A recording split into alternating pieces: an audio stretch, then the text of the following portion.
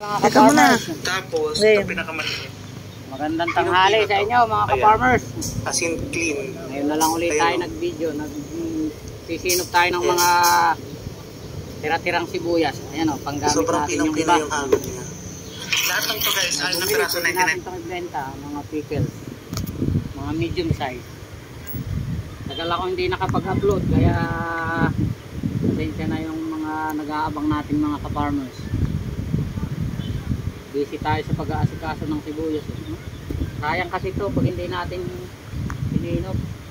Maganda pa.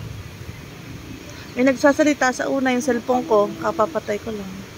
Mga panggamit. Baka gusto nyo pumunta dito sa akin, bibigyan ko kayo ng mga ganito. Maganda. Hindi pa tayo nakapagpapagupit, malapit na. Ilang araw na lang.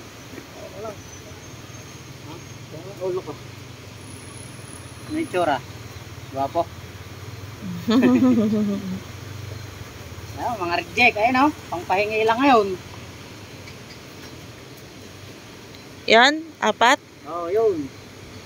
Dami naman. Pampahingi nga lang yan. Sa mga may gusto, kung malalayo naman kayo, sorry. Sidecar daw ni father, for sale. Baka may gusto. Woo! Napakatagal ng kasuhin ng sibuyas. So,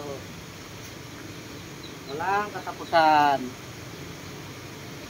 Don't forget to follow my page mga ka-farmers. Salamat!